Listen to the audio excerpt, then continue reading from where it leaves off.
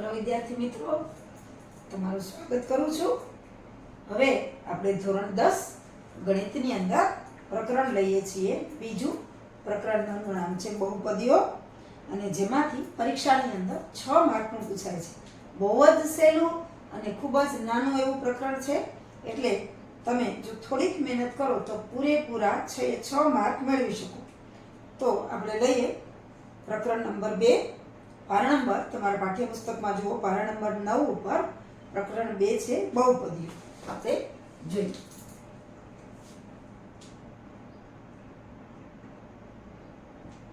બહુપદીઓ નામ ઉપરથી જ તમને ખ્યાલ આવશે. બહુપદીઓ, બહુ એટલે વધારે, એક કરતા વધારે પદ જેમાં હોય તેને બહુપદીઓ કહેવાય. હવે બહુપદીઓ વિશે આપણે 9મા ધોરણમાં પણ શીખી ગયા છીએ. ઘાત પણ શીખી ગયા છીએ કે સૌથી વધારે ઘાત જે પદની હોય ચલની અંદર, જે ચલમાં સૌથી વધારે ઘાત હોય એ બહુપદીની ઘાત ગણાય. દાખલા તરીકે આપણે ચલ લઈએ, અહીંયા x, તો દાખલા તરીકે એક બહુપદી છે px, તો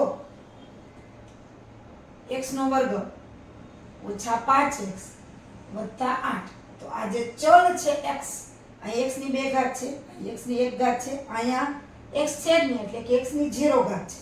કોઈ પણની ચલની 0 ઘાત એટલે 1 કહેવાય, એટલે ઉતરતા ક્રમમાં છે. તો આ બહુપદી છે એની ઘાત 2 કહેવાય. મહત્તમ એટલે કે સૌથી વધારે ઘાત હોય એ આખી બહુપદીની ઘાત ગણાય.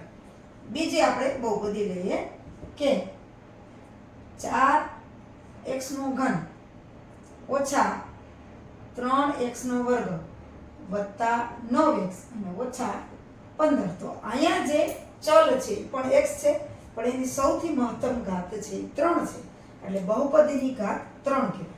હવે જે બહુપદી, દાખલા તરીકે હું આમ લઉં કે px 7x વત્તા 6, તો અહીંયા x છે, ચલ છે, એની એક જ ઘાત છે. એટલે કે આવી જે બહુપદી હોય કે જેમાં ચલ જે હોય, ચલ x પણ હોય, y પણ હોય, u પણ હોય, કોઈ પણ હોઈ શકે, તો એની ઘાત 1 હોય એટલે કે એને સુરેખ બહુપદી કહેવાય. સુરેખ બહુપદી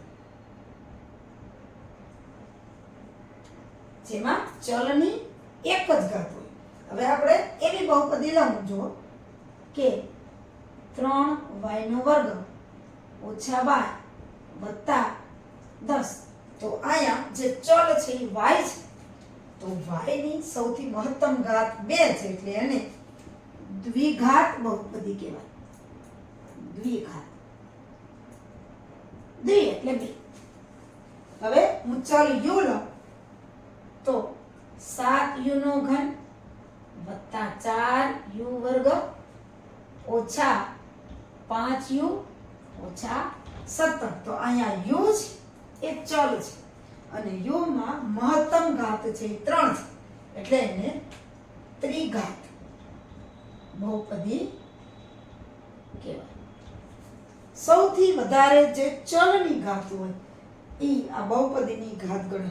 હવે આવી રીતના જે હોય, ધારો કે આ રીતના હોય, તો આ બહુપદી નથી. ત્યાર પછી 1 ના છેદમાં તમે લ્યો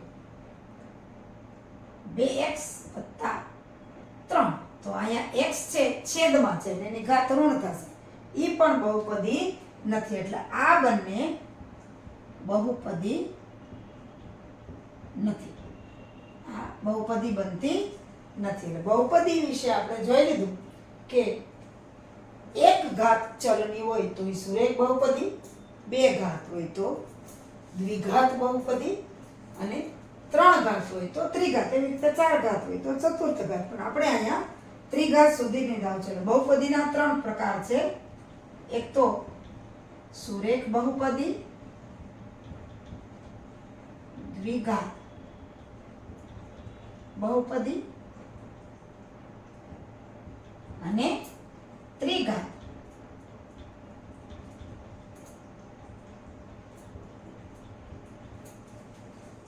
વર્ગમૂળ હોય એટલે કે 1/2 ઘાત હોય એટલે કે અધૂરી ઘાત હોય. આ દાખલા તરીકે 3 હોય તો પણ એની ઘાત 3 ના છેદમાં 2 થાય તો એ બહુપદી નથી.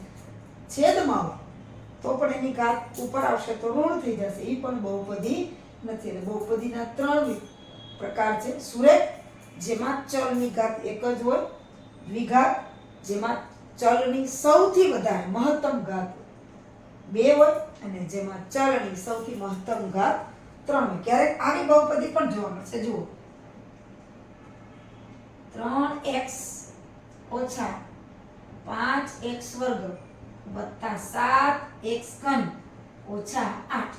તો આમાં જુઓ ભલે ચલની ઘાત ઉતરતા ક્રમમાં નથી પણ અહીં x ની 1 ઘાત છે, 2 ઘાત છે, 3 ઘાત છે. તો સૌથી વધારે ઘાત હોય એટલે આ બહુપદી છે એ ત્રિઘાત બહુપદી થાય.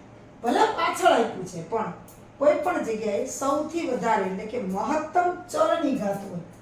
પછી ચલ x હોય, y હોય, z હોય, u હોય, v હોય, કોઈ પણ હોય તો એ સૌથી વધારે જે ચલની ઘાત હોય એ જ ઘાત છે એ આખી બહુપદીની ગણાય. હવે આપણે એના દાખલા કરીશું. જુઓ હવે વાત આવે છે બહુપદીના શૂન્યની. દાખલા તરીકે એક બહુપદી આપણી પાસે છે px 2x + 3 જે સુરેખ બહુપદી છે, આપણને ખબર છે.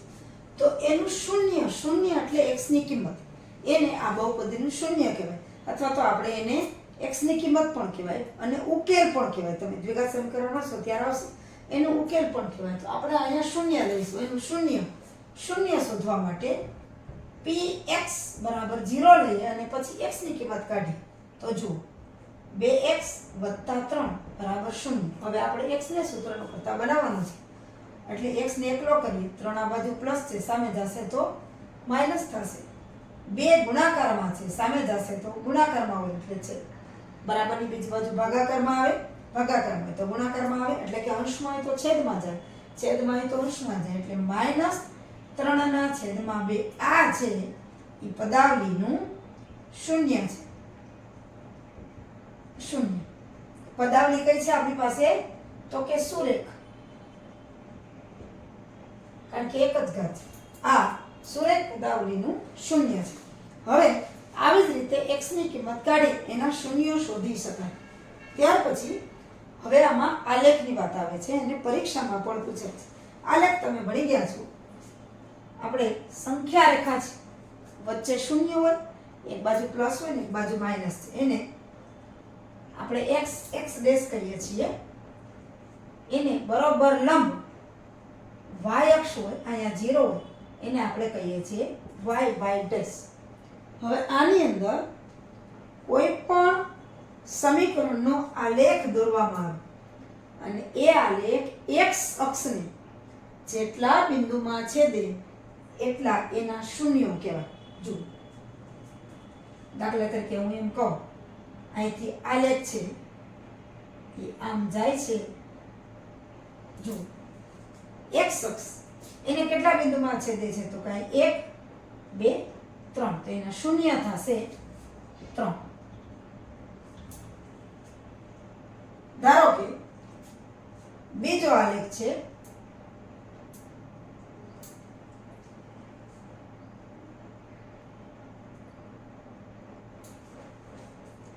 તો x અક્ષને, આ x અક્ષ છે,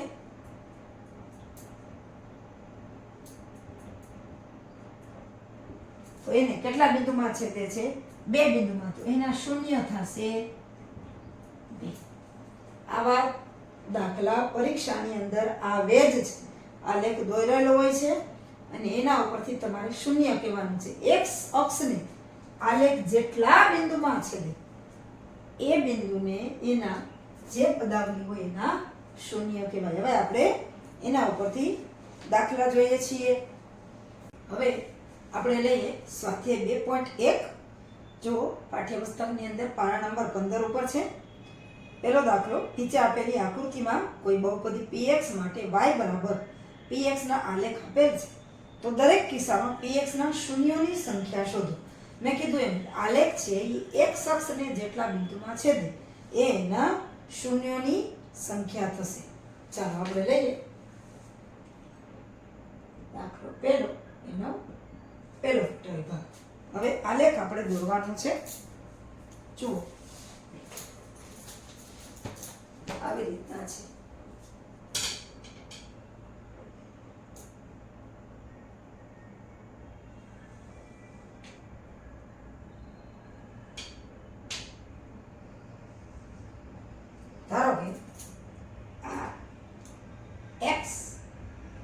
એક્સ ડેશ વાય અને અહીંયા છે વાય ડેશ. હવે અહીંયા આવો આલેખ આપણને આપ્યો છે. તો આ આલેખ જુઓ તમે. આ જે આલેખ છે એ એક અક્ષને ક્યાંય છેદતો નથી, એટલે કે આલેખમાં શૂન્યો નથી. એક અક્ષને છેદે જેટલા બિંદુમાં એ જ એનું શૂન્ય થાય, એટલે કાંઈ શૂન્ય નથી, અથવા તો શૂન્યની સંખ્યા 0. છેદની એક અક્ષને છેદતા જ નથી, એટલે આલેખ પેલા કિસ્સામાં શૂન્ય છે જ. ત્યાર પછી બીજો કિસ્સો લઈએ આપણે. જુઓ, એમાં આલેખ કંઈક આવો છે. દોરી લો.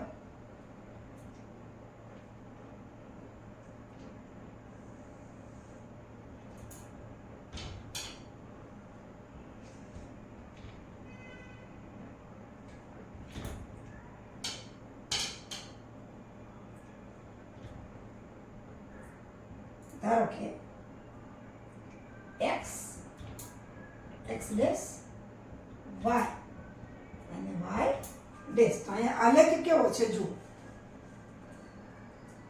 અહીં નીચેથી શરૂ થાય છે આ, અને અહીંયા આ રીતના જાય છે, એવો આલેખ છે. હવે જુઓ, અહીંયા x અક્ષને એક બિંદુમાં છેદે છે, એટલે અહીંયા શૂન્યોની સંખ્યા 1. કારણ કે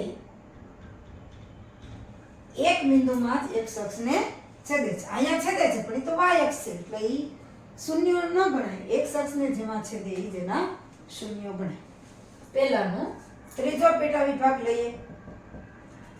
એમાં આલેખ પહેલા આપણે દોરીએ.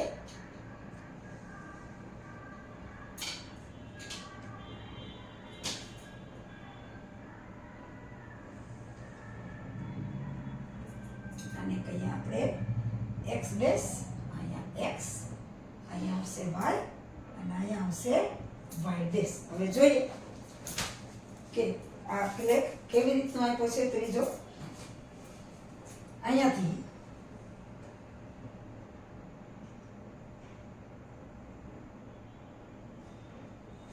આવી રીતના છે. હવે x અક્ષને 1, 2 અને 3. એક અક્ષને આ આલેખ 3 બિંદુમાં છેદે છે, એટલે અહીંયા આવશે શૂન્યોની સંખ્યા 3. કારણ કે આલેખ એક અક્ષને છેદે છે, આ y ને છેદે છે, તો શૂન્યની સંખ્યામાં y આવશે નહીં. એક અક્ષને જેટલા બિંદુમાં છેદે એટલા જ બિંદુ એની શૂન્યોની સંખ્યા થશે. હવે ચોથો લઈએ. પેલા આલેખ દોરી લઈએ આપણે.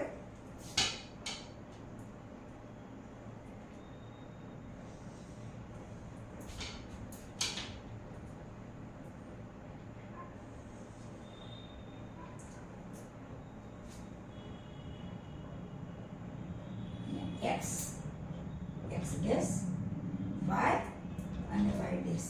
એની અંદર આલેખ કંઈક આવો આપ્યો છે, એટલે કે આ એક અક્ષને આ આલેખ છે એ બે બિંદુમાં છેદે છે. ભલે x આ બાજુ છે, આ x પ્લસ છે, એટલે x ની ઋણ કિંમતમાં છેદે છે, પણ x અક્ષને છેદે તો છે, એટલે અહીંયા આવશે શૂન્યોની સંખ્યા બરાબર 2. આવી રીતના શૂન્યોની સંખ્યા છે એ મેળવી શકાય છે. પહેલા દાખલાનો ચોથો વિભાગ રહે, તો એના માટે આલેખ દોરીએ.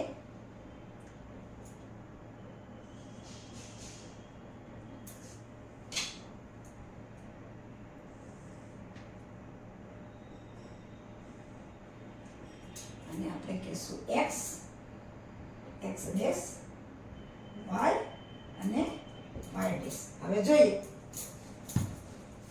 જુઓ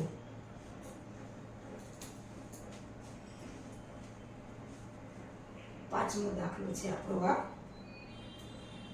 અહીંથી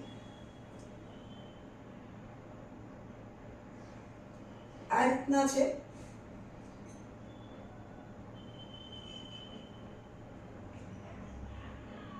આ રીતના ગ્રાફ છે આખો. એટલે 1 2 3 અને અહીંયા 4. x અક્ષને 4 બિંદુમાં છેદે છે. અહીંયા છેદે છે પણ એ y અક્ષને છેદે છે. એ આપણે ગણતરીમાં નથી લેવાનું. એટલે x અક્ષને 4 બિંદુમાં છેદે છે. આપણે કહી શકીએ કે શૂન્યોની સંખ્યા બરાબર 4. ત્યાર પછી છઠ્ઠો વિભાગ. પહેલા આપણે આલેખ દોરી લઈએ.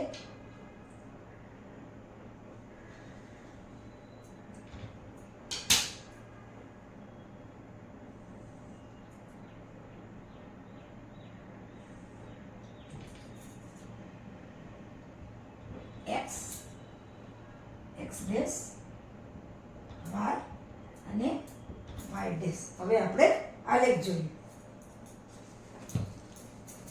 તો અહીંયા બરોબર જોજો.